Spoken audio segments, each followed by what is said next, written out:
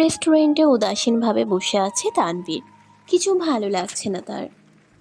কবে যে সে মেঘলার ভুল ধারণাটা দূর করবে বুঝে উঠতে পারছে না তানভীর। এমন সময় তানভীরের দিকে তাকিয়ে বলে উঠল আয়ুষ। কি হলো? তুই কিছু খাচ্ছিস না কেন? আয়ুষের কথা শুনে নিজের ভাবনার জগৎ থেকে বেরিয়ে আসলো তানভীর। তারপর বলল, খাচ্ছি। তুইও খা। তোর কি কিছু হয়েছে? বলতো, কাল থেকে দেখছি তুই একটু কেমন কেমন করছিস। আমার আবার কি হবে? কিছু তো একটা হয়েছেই। কি হয়েছে বল আমায়। আরে কিছু হয়নি। সত্যি বলছিস? হুম। তাহলে খাচ্ছিস না কেন? খাচ্ছি তো। বলেই খাওয়া শুরু করলো তানভীর। তানভীর খাওয়া শুরু করাতে সবাই খেতে শুরু করলো আর আড্ডা দিতে লাগলো। পরন্ত বিকেলের দক্ষিণা বাতাসের মাঝে খোলা আকাশের নিচে ছাদের উপর আনমনে দাঁড়িয়ে আছে মেঘলা। মন খারাপের কারাগারে বন্দি সে। 2 বছর যাবৎ একই জিনিস নিয়ে ডিপ্রেশনে ভুগছে সে। কতভাবে নিজেকে আঘাত করেছে সে তানভীরের দেওয়া যন্ত্রণা থেকে মুক্তি পেতে, কিন্তু তাও কিছুই হলো না। সেই কোনো না কোনোভাবে তানভীরকে মনে পড়তই তার। এতদিন তাও তানভীরের কাছ থেকে দূরে থেকে কষ্ট পেয়েছে, আর এখন কাছে এসে মেঘলা বুঝতে পারছে না তার এই মুহূর্তে কি করা উচিত। হঠাৎই কাঁধে কারো হাতের স্পর্শ পেতেই চমকে উঠল মেঘলা। মেঘলা পিছন ঘোরার আগেই দিয়া পিছন থেকে মেঘলার গলা জড়িয়ে ধরে বলল, একা একা কি করছিস এখানে? না তেমন কিছু নয়, এমনি দাঁড়িয়েছিলাম। তোর কি মন খারাপ? মোটেও না। মিথ্যে বলছিস আমার সাথে? আরে না। তাহলে চল ফুচকা খেয়ে আসি। এখন হুম। এতটুকু বলে দিয়া চলে যায় মেঘলাকে নিয়ে। বাড়ির গেটের পাশেই বসে ফুচকাওয়ালা, সেখান থেকেই ওরা ফুচকা খেলো। রাত 9টা। বিছানায় শুয়ে আছে আয়ুষ। আজ একটু অদ্ভুত অদ্ভুত লাগছে তার। কেমন লাগছে আয়ুষ নিজেও জানে না। চোখ বন্ধ করলেই বারবার চাশমিশের ফেসটা ভেসে আসছে তার। আর সুব্রতার ভয়ার্ত মুখের কথা ভাবতেই হাসি পাচ্ছে আয়ুষের। এখনো মাথায় আসে না আয়ুষের এত ভয় কেন পাইও। কথাগুলো মাথায় রেখেই চোখ বন্ধ করে নিল আয়ুষ। পরের দিন ভার্সিটিতে। খোলা চুল, চোখে চশমা, ব্ল্যাক জিন্স, সাথে হোয়াইট টপস আর গলায় ওড়না মরিয়ে আস্তে আস্তে এগিয়ে চলেছে সুব্রতা। বুকের ভেতর ধক ধক করছে তার। সে বুঝে উঠতে পারে না ইউনিভার্সিটি আসার আগেই কেন এমন লাগে তার। ভয় নাকি অন্য কিছু বুঝতে পারে না সুব্রতা। চোখের চশমাটাকে একবার হাত দিয়ে ঠিক করে বুকের শ্বাস ফেলে এগিয়ে চলেছে সে। ক্লাসরুমের লাস্ট বেঞ্চে বসে আছে মেঘলা। কিছুই ভালো লাগছে না তার। ভেবেছিল আজ ভার্সিটি আসবে না সে, কিন্তু দিয়ার জন্য আসতে হলো তাকে। তাকে ক্লাসে রেখে কোথাও একটা গেছে দিয়া। ক্লাসের সামনে এসে মেঘলাকে বসে থাকতে দেখে সুব্রতা দৌড়ে চলে যায় ওর কাছে।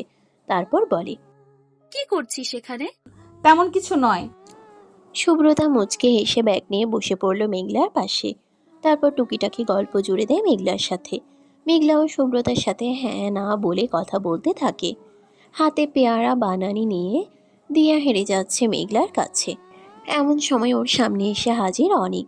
দিয়ার সামনে এসে একটা দাঁত কেলানি হাসি দিয়ে বলে উঠল সে। এলইডি বাল্ব, কোথায় যাচ্ছিস? অনিকের কথা শোনার সাথে সাথে দিয়া বলে উঠল, দিলি তো দিলি, সকাল সকাল মুডটা নষ্ট করে দিলি। যা বাবা, আমি আবার কি করলাম? কি করলি মানে? সকাল সকাল তোর মুখটা দেখালি না, জানি আজকের দিনটা আমার কেমন কাটে। উফ। আমার মুখ দেখলে তোর দিন ভালো যায় না? যায় কোথায়? এই দেখ, কালকের কথাই বলি। ভার্সিটির সামনে কান ধরে দাঁড়িয়েছিলাম। কাল রাতে পায়ের ব্যথায় ঘুমিয়ে আসছিল না। ও মা গো, তাই নাকি? এতে অবাক হওয়ার কি আছে? অবাক হব না? আমারও তো সেম অবস্থা। সারা রাত ঘুমাতেই পারিনি। আর কইস না, প্রিন্সিপাল স্যারটা খালি খালি শাস্তি দিল। সব তোর দোষ। আমার দোষ মানে তোর দোষ? আমার দোষ কোথায়? কাল যদি তুই মাথায় বালি না দিতি তাহলে এইসব কিছু হতোই না। আর তুই যদি সেদিন আমার বলটা দিতি তাহলেও হতো না। এই, তুই আমার গায়ে বল না মারলেও কিছুই হতো না। বল, বল আমি মারছি নাকি? বল তুই মুন্না মারছিল। মুন্না মারুক আর ভুন্না মারুক, মারছে তো। এই, তুই আর ভালো হবি না? LED bulb. আর তুইও ঠিকই হবি না। ফাটা টেনিস বল। একসাথে দুজন ঝগড়া করতে করতে এগোচ্ছে ক্লাসরুমের দিকে। হঠাৎই অনেক বলে উঠল, ছি ছি, সকল চকলে গুলো কি খাস? কি খাই মানে? তুই জানোস এই খাবার কতটা ডিলিশিয়াস? ডেলিশিয়াস না ছাই? অনেকের বাচ্চা, আমার খাওয়া নিয়ে একদম উল্টাপাল্টা করবি না। কইলে কি করবি দিয়ার বাচ্চা? আমি এখনই বিয়ে করি নাই, সো মুখ সামলে কথা বল। হ্যাঁ, আর আমি তো একসাথে 4-5টা বিয়ে করে বসে আছি। ধুর, তোর সাথে কথা বলাই বৃথা। ও, তুই এতক্ষণ আমার সাথে কথা বলতেছিলে? আমি তো ভাবছি ঝগড়া করতেছিলে। সকাল সকাল মাথা খারাপ করিস না, যা তো। আমি যাবো কে, তুই যা। এদিকে ওরা দুজন বক বক করতে করতে দোতলায় জায়গায় ছাদে চলে গেছে। যা দেখে দুজনেই অবাক হয়ে বলল, দিয়া। হায় রে, ছাদে চলে আসছি তো। এই সব কিছু তোর জন্য হয়েছে, অকর্মার ঠেকি কোথাকার। কি আমি অকর্মার ঢেকি? আমি অকর্মার ঢেকি হলে তুই কুমড়ো পটাস। তোর জামাই ওইটা। তাহলে আমারে যেটা বলছো সেটাও তোর বউ। হুর, ফুর, এনটি বাল্ব কোথাকার। ফাটা টেনিস বল। এই বলে আবারও ঝগড়া করতে করতে নিচে নামলো দুজন। তারপর দুজন দুদিকে মুখ করে ঢুকে পড়লো ক্লাসের মধ্যে। ক্লাস শেষে ভার্সিটির করিডোরে হাঁটছে মেঘলা আর দিয়া। আজকের মতো ক্লাস শেষ করে বাড়ি ফিরবে তারা। এমন সময় মেঘলার সামনে এসে ওর মুখোমুখি দাঁড়ালো তানভীর। তানভীরকে দেখেই বুক কেঁপে উঠল মেঘলার। কোনো কিছু না বলেই মেঘলা এড়িয়ে যেতে নেয় তানভীরের পাশ দিয়ে। মেঘলাকে যেতে দেখে বলে উঠল তানভীর, মেঘলা, আমার তোমার সাথে কথা আছে। কিন্তু আমার আপনার সাথে কোনো কথা নেই। প্লিজ মেঘলা, আমার কথাটা তো একবার শোনো। আমি আপনার মুখ থেকে কিছু শুনতে চাই না। এমন করছো কেন? তানভীরের কথা শুনে মেঘলা কিছুটা অবাক হয়ে বলল, এমন করছি মানে? আপনি জানেন না বুঝি? আমি তো একটা জিনিসই বুঝছি না, আপনি বারবার আমার সামনে কেন আসছেন? তার চেয়ে বড় কথা, আপনার গার্লফ্রেন্ড দেখলেই বা কি বলবে? অপরিচিত মেয়ে মানুষের সাথে বেশি কথা বলতে নেই, জানেন না?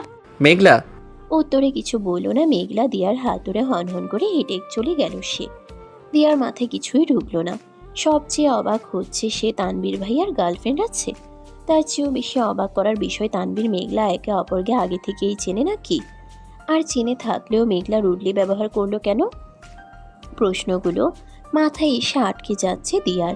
অতিরিক্ত না ভেবে দিয়া এগিয়ে গেল মেঘলার সাথে। দিয়া মেঘলার দিকে তাকিয়ে রইল কিছুক্ষণ। কিছু বলতে যাবে তার আগেই মেঘলা বলে উঠল, প্লিজ এখন কিছু জিজ্ঞেস করিস না। ব্যাস, মেঘলার এতটুকু কথা শুনেই আর কিছু বলতে পারল না দিয়া। কিন্তু দিয়া এতটুকু বুঝে গেছে তানভীর আর মেঘলার মাঝে গভীর কোনো জটিলতা আছে।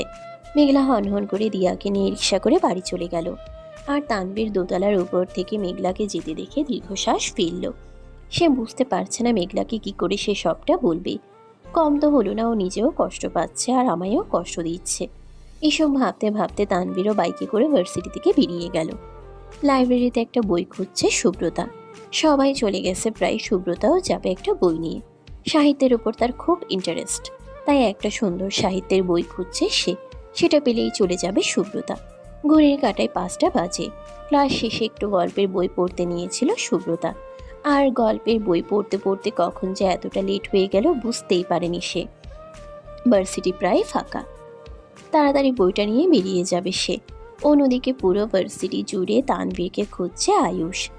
জরুরি কাজে একটু ভার্সিটির বাইরে গিয়েছিল সে। অবশ্য তানভীরকে বলেছিল সে যতক্ষণে না আসবে ততক্ষণে তানভীর যাতে না যায়। তাই বলে এতটা লেট হবে বুঝতে পারেনি আয়ুষ।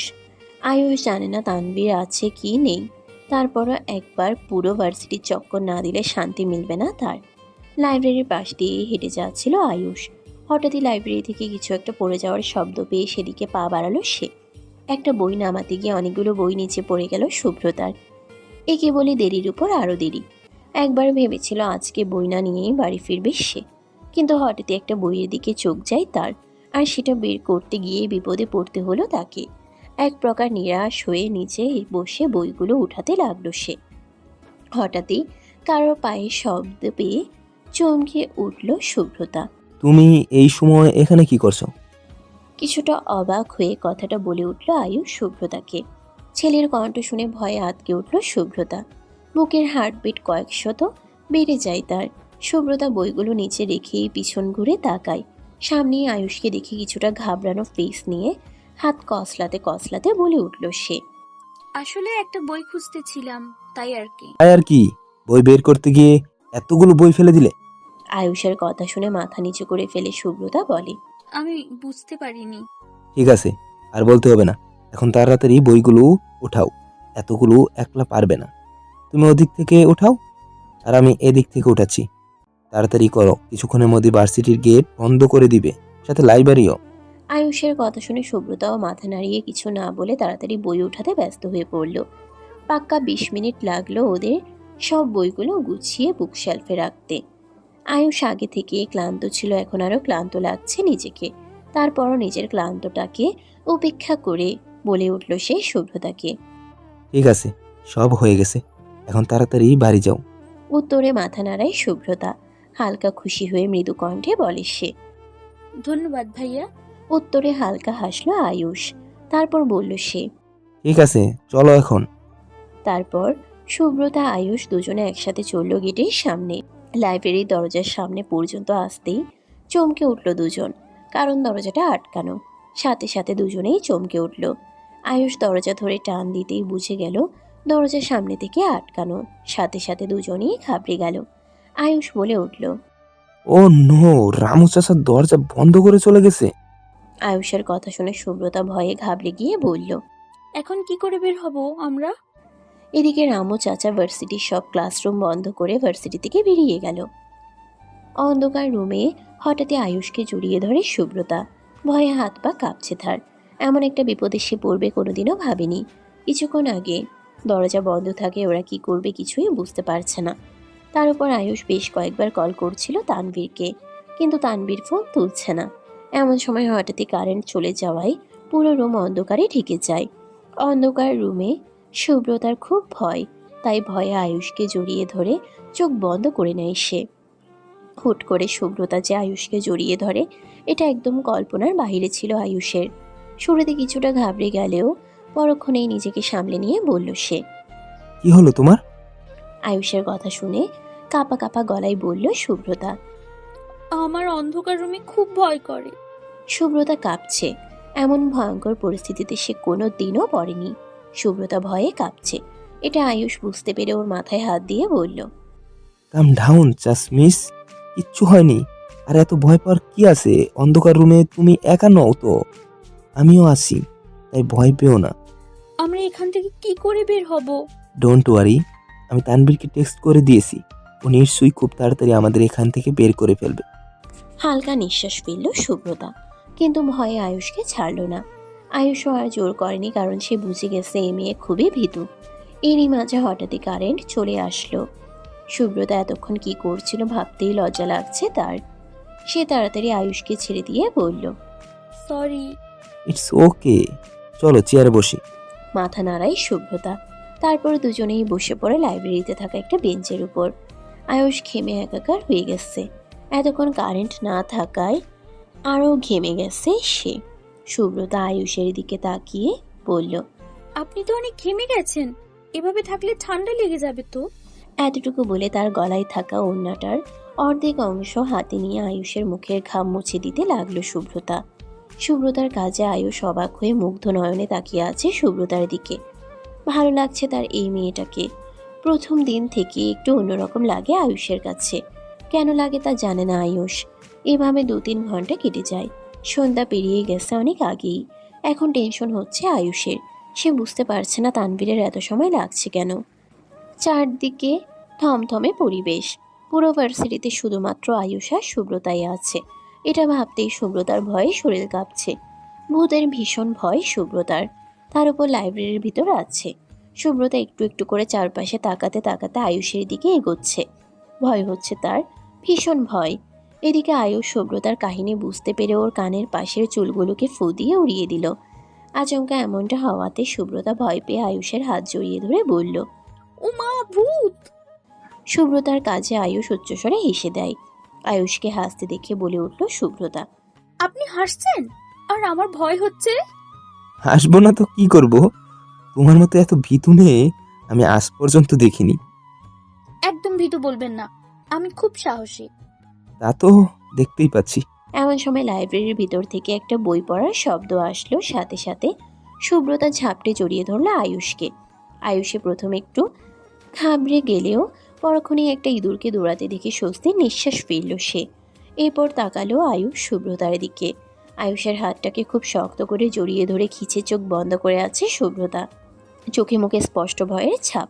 কপালের পাশে লেপ্টে আছে সুব্রতার ছোট ছোট কিছু চুল। এই মুহূর্তে আয়ুষের কাছে বেশ লাগছে সুব্রতাকে। আয়ুষ সুব্রতার দিকে তাকিয়ে আনমনে মুচকি হাসল। তারপর সুব্রতার দিকে হালকা ঝুঁকে কানে কানে বলল, কেউ একজন বলেছিল সে নাকি খুব সাহসী। এটা তবে সাহসিকতার নমুনা, মিস চাশমিশ। আয়ুষের কথা শুনে লজ্জায় নড়ে চড়ে উঠল সুব্রতা। তারপর বলল, আসলে আমার না। হয়েছে, আর কিছু বলতে হবে না। রাত প্রায় 8টা বেজে গেছে, কিন্তু এখনো কারো খবর নেই। রুমের মধ্যে পায়চারি করছে আয়ুষ। সে বুঝতে পারছে না তানভীরকে এখনো মেসেজটা দেখেনি, ফোনটাও তুলছে না। একরাশ বিরক্ত নিয়ে হাঁটছে সে।